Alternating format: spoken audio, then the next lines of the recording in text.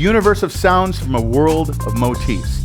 That's what the MOXF6 and MOXF8 bring you. Hi, I'm Blake Angelos here at Kraft Music, and for great deals, check out the bundles at Kraft Music.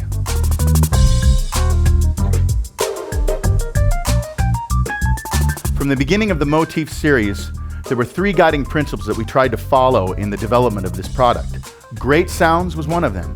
Inspirational content that you can immediately use to create your own music, and really slick integration to the computer.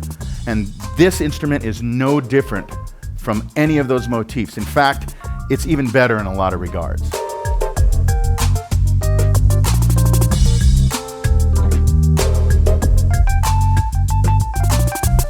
So the MOXF6 is the product I have in front of me. There's also the MOXF8. That's an 88-note weighted graded hammer action. Inside, they're exactly the same. They have the same sounds, the same everything. The difference is only in the size of the keyboards and the type of the keyboards. 88-note weighted, 61-note non-weighted. Another cool thing that carries over from the MOX to the MOXF is the weight. This is 15 pounds, the 88-note one, 31 pounds.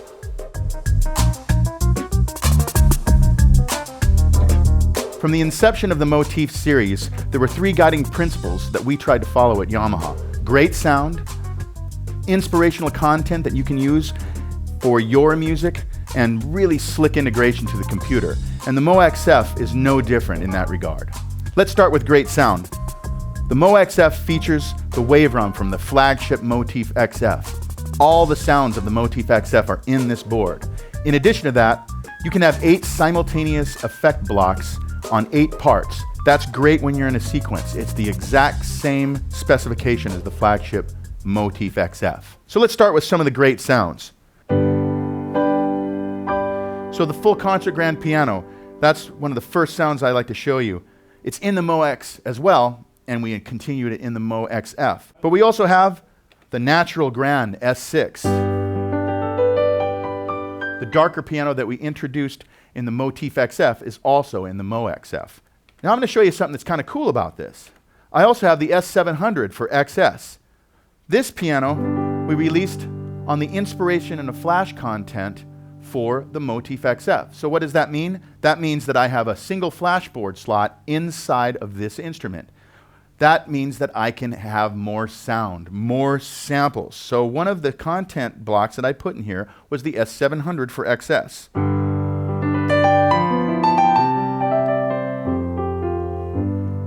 This piano was a piano that we released a few years ago, but it's really a popular piano. It was originally an S90 ES, and a lot of studio musicians, especially guys in the Los Angeles area, love that sound. So we have that capability to load that into the MOXF. That's so cool, and I love this piano as well.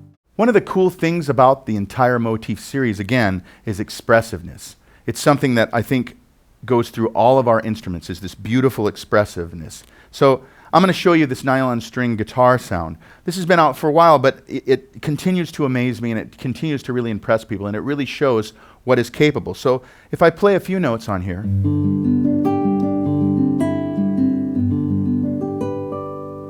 I can play very quietly. If I get a little louder, now if I play a little bit harder, if I play something, maybe a melodic line, I can do another thing that shows some behavior of this instrument.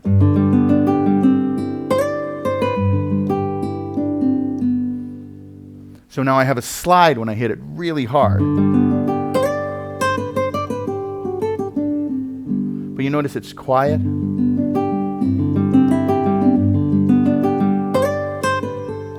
And the last thing, these assignable function buttons here. This unlocks yet another behavior that you can do with this type of a guitar.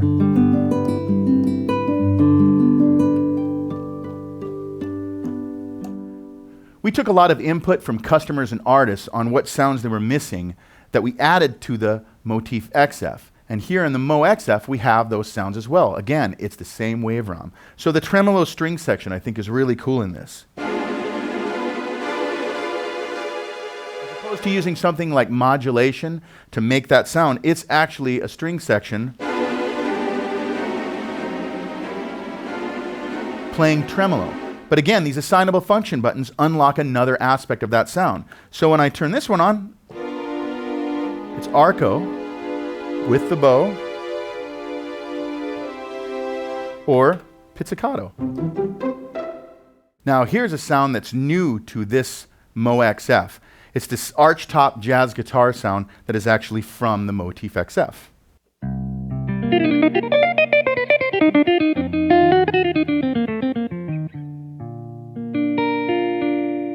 So this is the jazz guitar sound.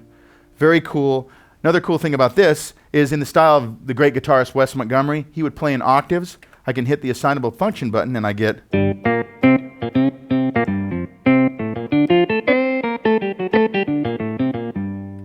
That was a sound that we first introduced in the MOXF, and here it is in the MOXF. Okay, now let's take a listen to some of the optional expansion sounds that are in this instrument. It's very cool that you have the ability to load in samples onto the expansion board and access some really great killer content that wasn't available in the previous model. Let's check that out. Here's the Chick Corea Mark V Rhodes.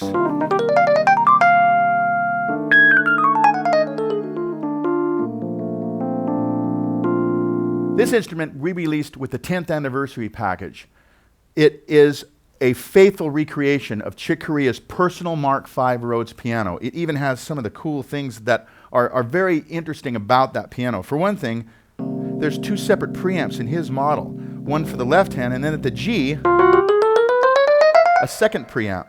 The idea is, for Chick, he wanted to be able to comp in his left hand and have this softer here, and be able to solo in his right hand. It's a very cool modification. He allowed us to take that content and use it in our premium collection. Now here's a cool sound that came off of our inspiration in a flash sound set that we made available, first available in the 10th anniversary collection, and also now the second volume, the premium collection for the MOXF. Because I have the flashboard again, I can take sounds from that library. And there was one sound that really, really hit me, was this muted trumpet sound.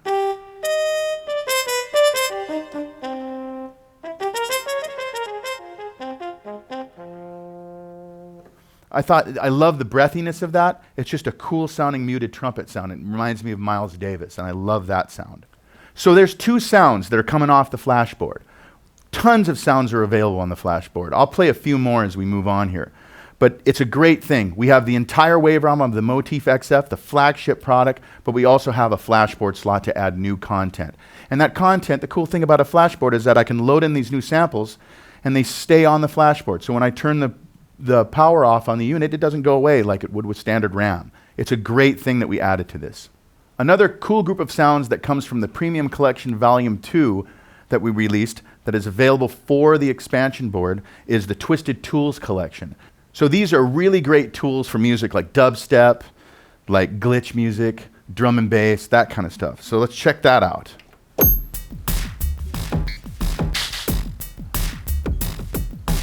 So it's cool. I'm using the arpeggiator to trigger those sounds, but let's listen to some of these individually.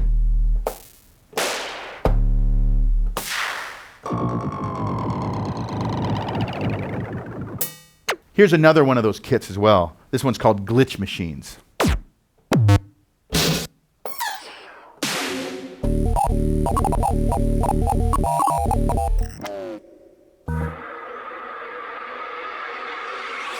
You know, there are so many cool sounds in here, it would take me hours to play them all, but in that expansion pack, in the premium collection pack, it is just great, all the content you get.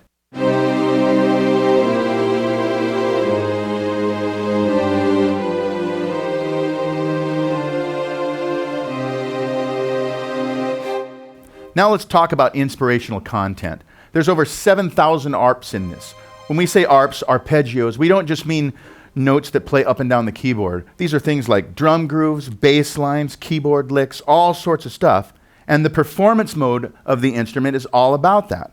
So in voice mode, I can use the category search to find instruments by voice type. But in the performance mode, it's by musical genre. So I have a few favorites I've set up here.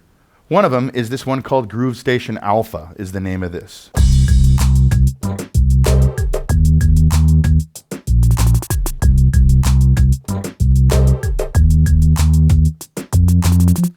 Now you don't have to use this content as is.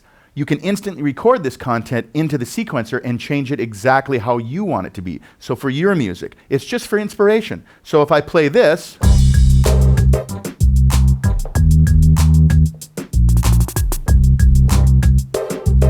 oh, I like that. All I have to do is simply hit record.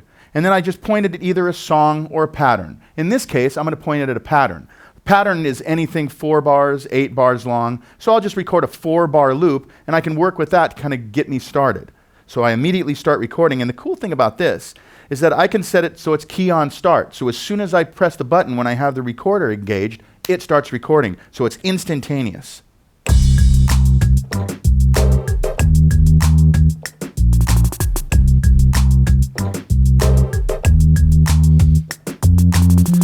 Now, as soon as 4 bars are over, it does a little housekeeping, and it takes me from the performance mode directly to the pattern mode. So I have everything in front of me all tracked out. So now I look at this, here it is. It's exactly what I recorded. All the effects are there. Everything's in there. Now I can solo things.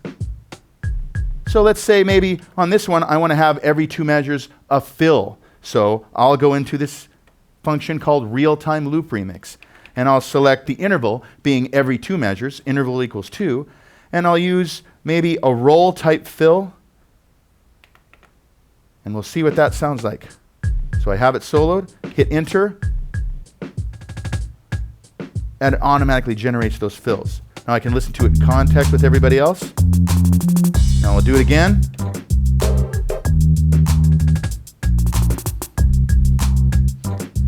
And if I don't like that, I can try a different one. Let's see what this one sounds like.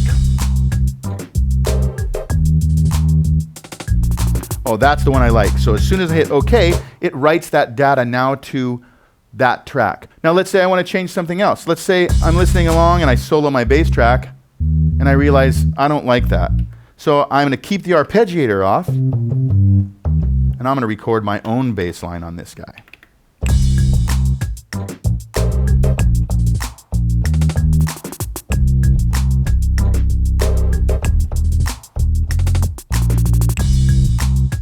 Now I've got my own bass line in. Now check this out. I can hit this record button and it starts blinking. That's called record rehearse mode.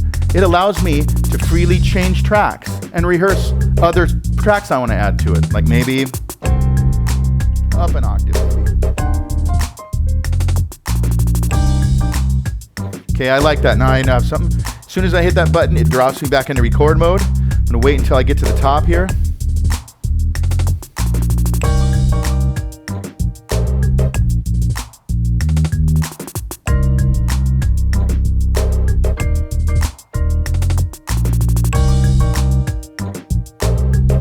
I can hit record again, select another track, and so on. I never have to drop out of record mode. It's a really cool thing. So the content, you can certainly use the content just as it is, but the great thing is being able to instantly take that performance content, instantly record that to the sequencer, and come up with something new.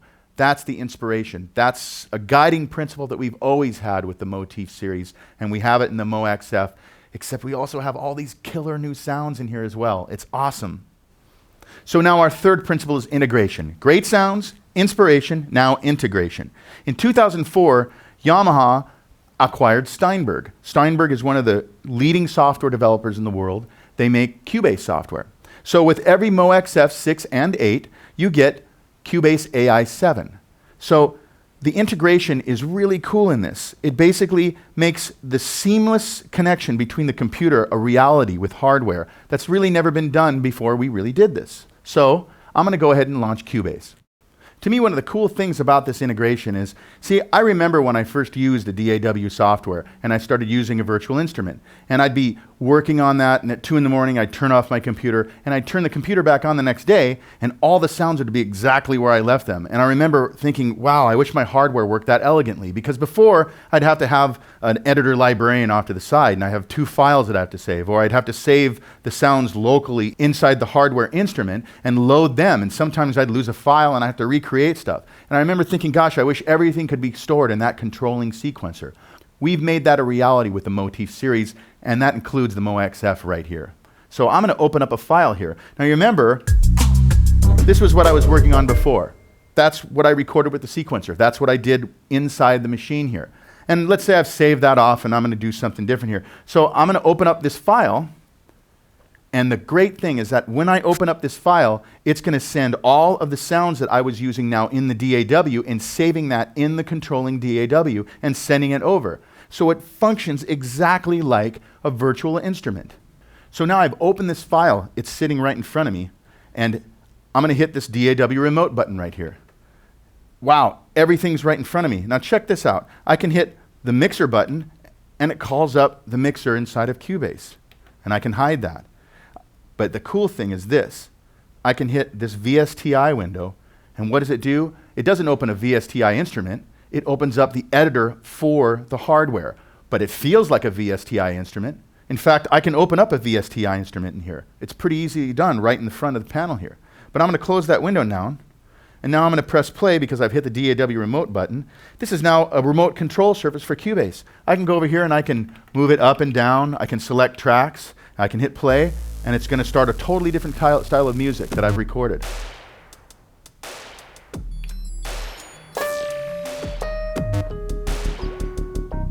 Now check this out. That's the Chick Corea Roads right here. Wow. Oh wait, what's going on?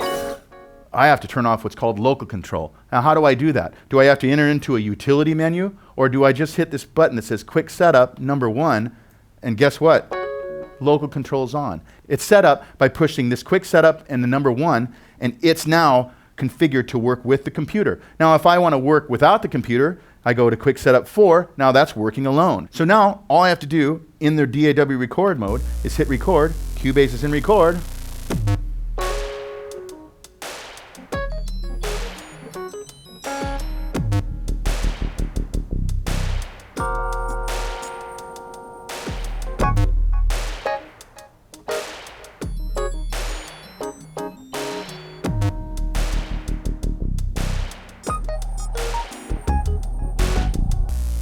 Now we're coming back around and here's my recorded track.